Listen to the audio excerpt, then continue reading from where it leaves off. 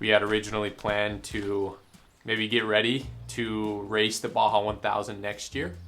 We decided that the San Felipe 250 would be a good race to start with. It would kind of give us a taste of what it's like to race down in Baja, Mexico. San Felipe is also notoriously kind of the roughest part of the peninsula. There's tons of whoops, lots of rocks, and so it's a great test. We also asked Riley Hamblin, who grew up around us. We thought it'd be fun to invite him to be the third team member on our race. We entered the Sportsman's Moto class.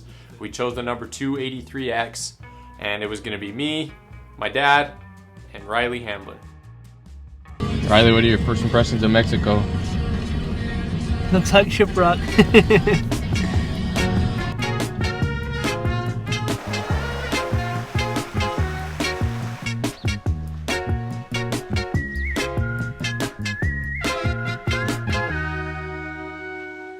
We didn't super know what to expect going down to San Felipe. We just pre-ran the whole course together before we made a plan on who was gonna ride which section. That first day of pre-running, we pre-rode mile 10 up to mile 80.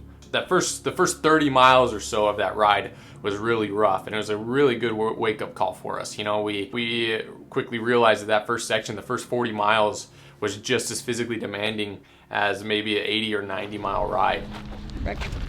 Pre-run day 2. What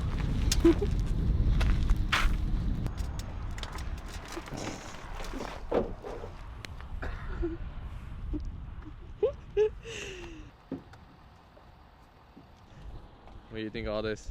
It's pretty cool.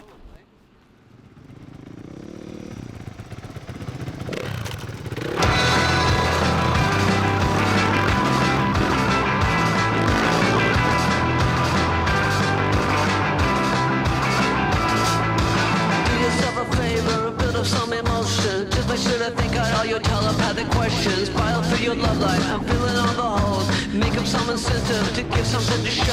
Walk up straight in military fashion. Cross the six and lower fifth on the nearest location.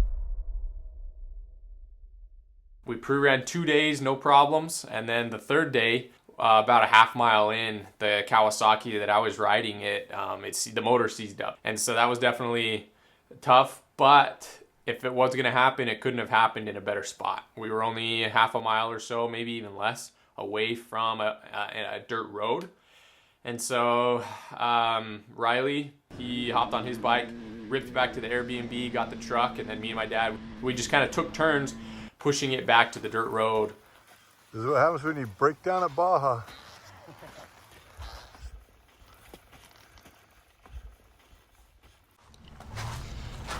The backup pre-runner. Yeah, so we lost the KX, and then Baja Hank, we met him out on the trail, and he gave us his number, and anyways, we contacted him and got another bike, so we'll be able to finish pre-running, luckily. What you got going on over here, Riley? You know, just a little bit of extra gas, because we're definitely gonna run out, but if we don't explode, we're gonna be fine because we got extra.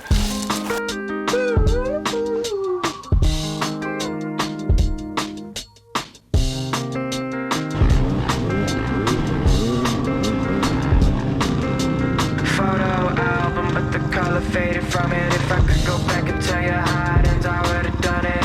Don't let down. Don't let down. Friends and family. took the alley to Miami, got caught up in all my babies, got no daddy, can you send me something?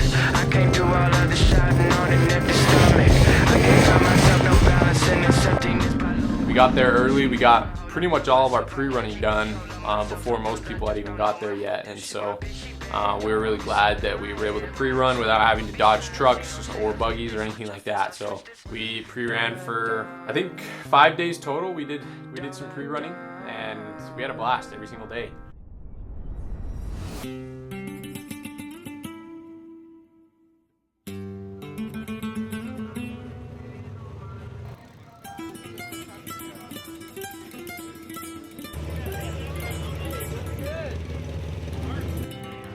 Contingency day was pretty crazy. It's really cool seeing all the different classes, all the different trucks, all the trophy trucks, all the class 1 buggies, the class 10 buggies, just kind of seeing everybody, all the racers. There's just thousands of people there. Everyone's having a great time. There's people, you know, partying. There's mariachi bands. Tech and contingency day is a huge part of each of the Score International races.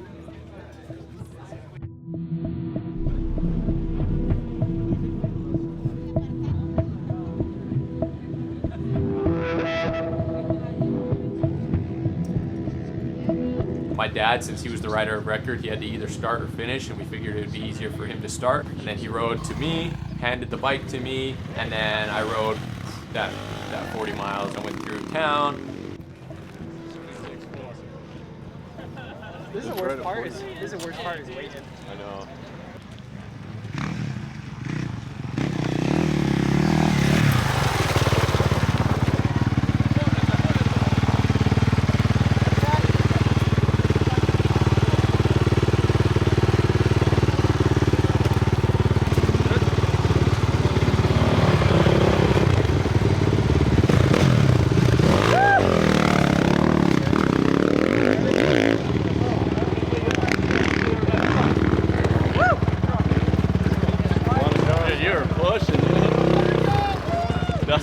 It's dusty and it's rough. Oh, crazy out there, man. Dusty and crazy. Yeah, your mouth, you got the Joker look. I ran into a big old sticky, like a bush with a big old thorns in it, and it was like stuck in the handlebars. And then I kept trying to slow down to grab it, but then every time I grab it, it stabbed me. So I rode with it for like half a mile, and then I finally ripped it off. But and I was checking the race course, and I was checking on us to see how Riley was doing, and I noticed that he wasn't moving. And then he got on the satellite phone and said something about the battery having some problems. And so the GPS plus the headlight plus the Stella, it was just drawing a lot of the battery, and the battery died. And so Riley had to spend 30 minutes trying to pop start it. And luckily there was a couple there in a Jeep. They were watching the race, and thank goodness they had kind of a little jumper kit, and so they were able to get the bike jumped. And so if it wasn't for them, we wouldn't have, our race would have been done at mile 68 or whatever it was.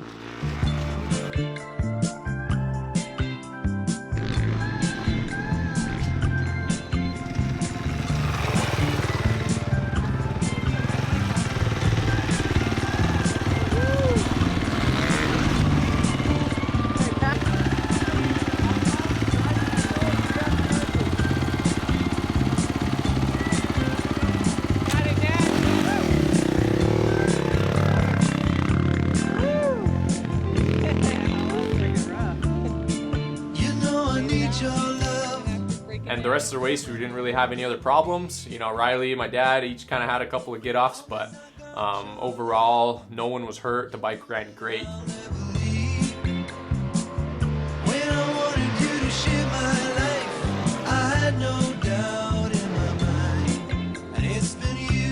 Hey Reed, tell us about your day. It was great. I don't remember the worst part of it, so that's what makes it great.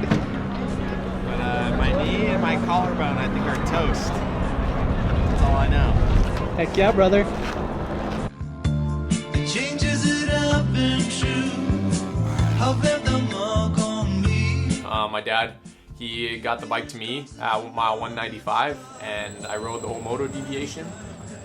going out racing is always a humbling experience, because when you're just trail riding with your buddies or whatever, it's easy to kind of tell yourself, oh, I'm a pretty good rider, you know, I can keep up with so and so, I can do this, I can do that. But then whenever you get to a race, you realize how slow you really are and how much you really need to improve.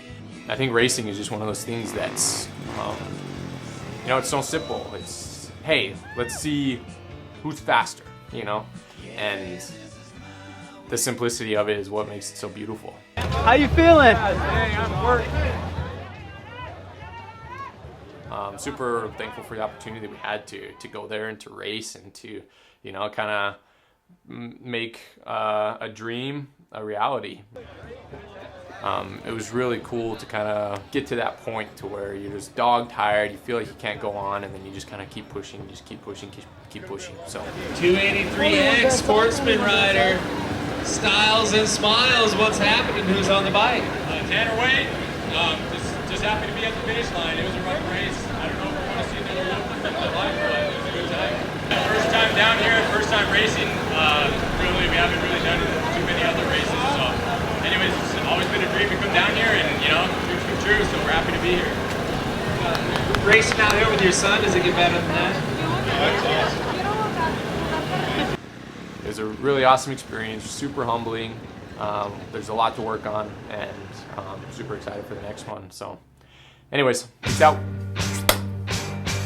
What a first, what a sight. We shut out the taillight and saw you whip out of sight. Don't you try to come to my record store. No, I don't want to see you in my record store. Don't you try to come to my record store. Don't you. No, something kind of crazy, something got me crazy that you put on my mind. So what am I